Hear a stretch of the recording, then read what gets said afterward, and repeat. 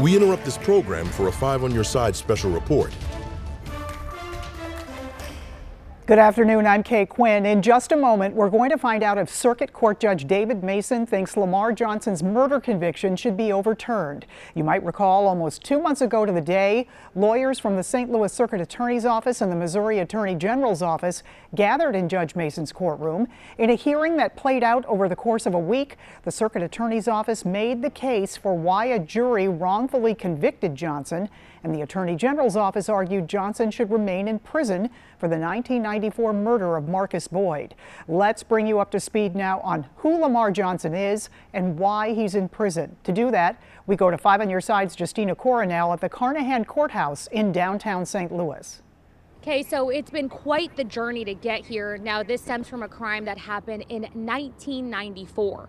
That's when Marcus Boyd was shot and killed in St. Louis, and the following year, Johnson was convicted of the crime. Since then, Johnson has been claiming his innocence. In that time frame, 2 other men have confessed to Boyd's killing and said Johnson was not involved. Now, this case has garnered much attention, even creating a new Missouri law in 2021, making it easier for prosecutors to get new hearings in cases like Johnson's. That's when St. Louis Circuit Attorney Kim Garner filed a motion to vacate his conviction last year. In this December, in a 5-day hearing, Johnson testified before Judge David Mason, saying he was innocent. Now, it's taken the judge nearly 60 days to make a decision, and that's one that we're waiting for. Okay, let's send it back to you in studio. All right, thank you, Justina. Judge Mason could make one of 3 decisions in just a few minutes. 1, overturn Johnson's conviction and find him actually innocent. It's a legal term, meaning new evidence presented by the Circuit Attorney's Office proves Johnson was not the man who murdered Marcus Boyd and should be released. Number 2, overturn Johnson's conviction on a constitutional error. If this happens, Mason could cite any number of constitutional challenges the Circuit Attorney's Office made about how the suspect lineup was conducted, among other things. This would reverse Johnson's conviction on an error. It wouldn't mean Judge Mason found Johnson to be innocent, but rather that he was wrongfully convicted on at least one constitutional violation. The third option is Judge Mason could simply uphold the jury's original 1995 conviction, and Johnson would remain in prison in Jefferson City, where he's been for the past 28 years. Let's go inside the courtroom now as Judge David Mason decides if Lamar Johnson's conviction will be overturned. All right. Oh yeah. I'm on Circuit Court Division 17 in now in session. Pursuant to the adjournment, the Honorable David C. Mason is presiding. Good afternoon, Your Honor. Good afternoon, bailiff. You may all be seated.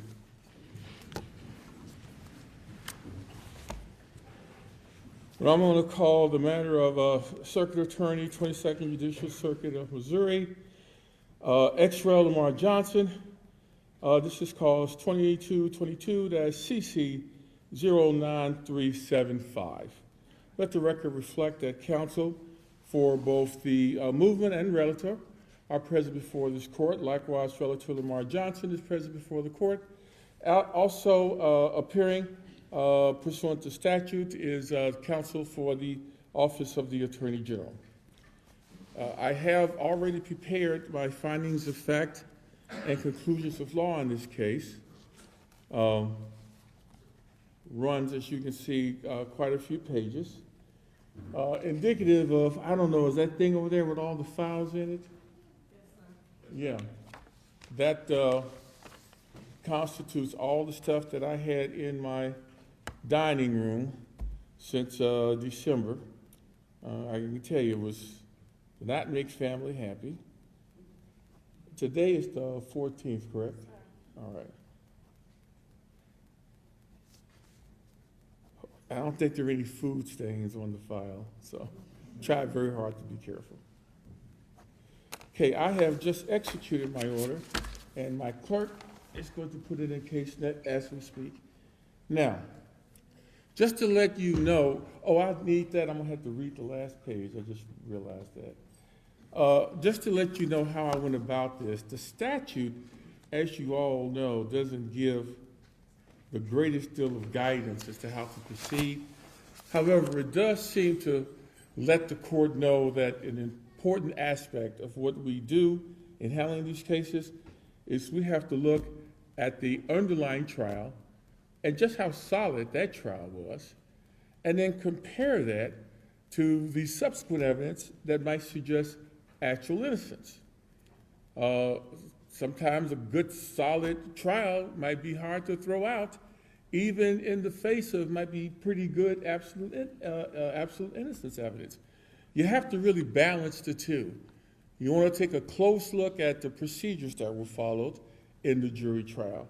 You want to ask yourself as a judge, were the due process rights of the defendant adequately protected through the course of the jury trial?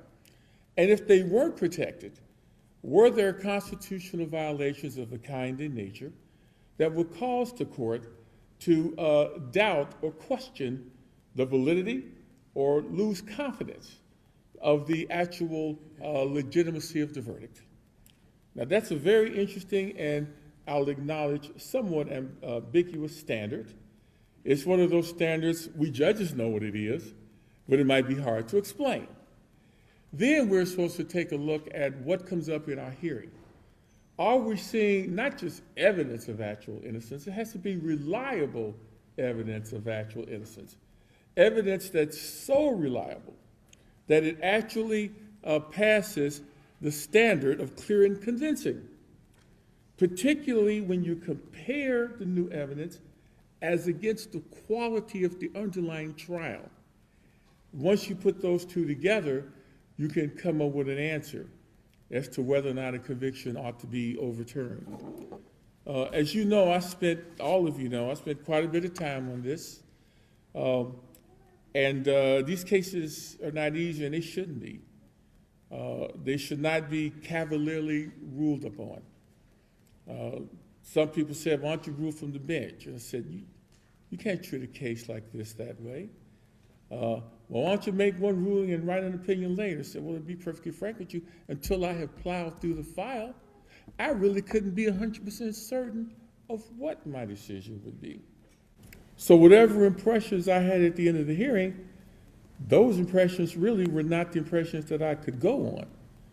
I had to go on digging into the case, looking at and actually reading the entirety of the trial transcript, making judgments as to the quality, reliability, confidence that can be derived from the trial transcript, looking at the people who testified at the hearing, looking at the cross-examinations that were done by both sides, seeing if, and in fact even my own, quite frankly, very strong questioning of the witnesses, to see if there was any shaking in the reliability of what the witnesses had to say. Inconsistencies, things did not fit with the objective facts in the case. Were there consistencies from the day moving forward? Those things make a big difference, because in these cases you're going to tell somebody, look, you got to stay in, or you're going to tell somebody you're going to get out. And obviously, the way in which courts handle these cases are of concern to the Attorney General's office, concern to families when you have victims involved, of victims, of concern also to not only the individual relator involved, but all those who are concerned about how these cases are processed and how they're carried out. I urge each and every last one of you to take your time in reading the opinion. Bailiff? Yes, sir. Could you put on the counsel table 2 copies of my final opinion, please? Yes, sir. After reviewing both the underlying trial as well as the entirety of the hearing, and you can read all the analysis, but for the reasons stated above, it is hereby ordered that the motion of the Circuit Attorney of the 22nd Judicial Circuit filed herein for the benefit of Lamar Johnson is granted.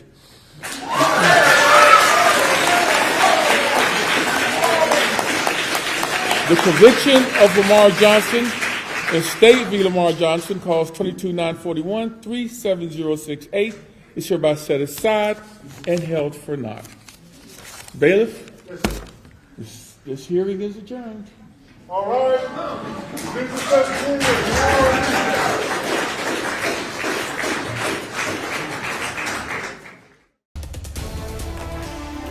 This has been a 5 on Your Side special report. We now join regularly scheduled programming in progress.